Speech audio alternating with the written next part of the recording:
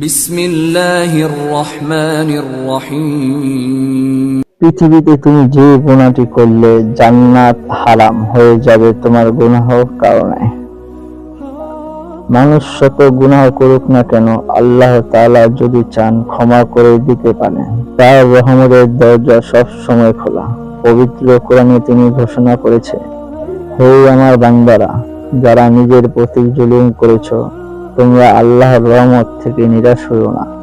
নিশ্চয়ই আল্লাহ সব গুনাহ ক্ষমা করে দেন। তবে এমন একটি গুনাহ আছে যা আল্লাহ তাআলা সাধারণ ক্ষমা করে না। সেই গুনাহের ব্যাপারে তিনি কোরআনে কঠোর হুঁশিয়ারি উচ্চারণ করেছেন। এমন কি বলেছে, এই গুনাহ যার মধ্যে থাকবে জান্নাত তার জন্য হারাম হয়ে যাবে।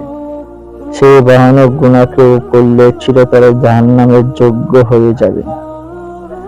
সেই গুনাহটির নাম হলো শিরক, অর্থাৎ আল্লাহর সঙ্গে কেউ অংশীদারি বা সক্ষম বানানো।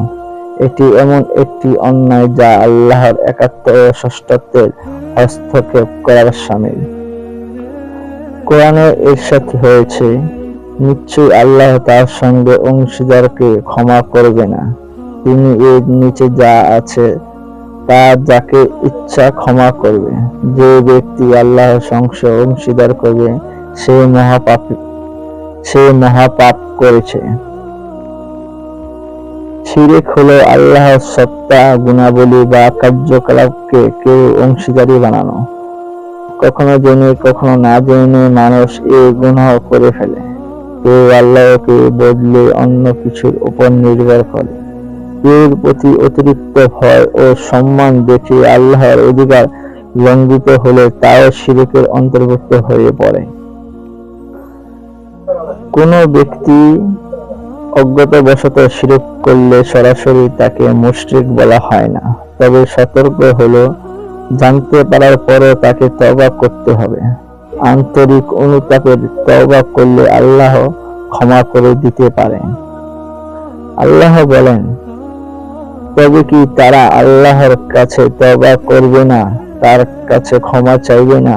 আল্লাহ তো ক্ষমাশীল, পরম দয়ালুময়। সূরা মায়দা ৭৪। যদি কেউ জানার পরে শিরকে লিপ্ত থাকে এবং তওবা না করে মৃত্যুবরণ করে, তার জন্য জান্নাত চিরতরে হারাম হয়ে যাবে। কোরআনের ভাষায় নিশ্চয়ই সেই ব্যক্তি আল্লাহর সঙ্গে অংশীদার করবে। আল্লাহ তার জন্য জান্নাত হারাম করে দিয়েছেন এবং তার বাসস্থান জাহান্নাম, আর জালিমের কোনো সাহায্যকারী নেই। নবীজির দোয়া, অজানা শিরক থেকে বাঁচুন। নবীজি সাল্লাল্লাহু আলাইহি ওয়াসাল্লাম তার সাহাবীদের অজানা শিরক থেকে বাঁচার জন্য আল্লাহর কাছ থেকে আশ্রয় চাইতে শিখিয়েছেন। আল্লাহুম্মা ইন্নী আউযু বিকা আন উশরিকা বিকা ওয়া আনা আ'লামু ওয়া আস্তাগফিরুকা লিমা লা আ'লামু। অর্থাৎ, হে আল্লাহ, আমি জেনে শুনে শিরক করার হাত থেকে আপনার আশ্রয় চাই এবং অজান্তে যদি কিছু হয়ে থাকে তাহলে আপনার কাছ থেকে ক্ষমা চাই। আল্লাহ তাআলা আমাদের শিরক থেকে হেফাজত করুন। তাওহীদের উপর দৃঢ়ভাবে অটল রাখুন। অজান্তে কোনো গুনাহ হলে তার সঙ্গে সঙ্গে তওবা করার তৌফিক দান করুন। আমিন।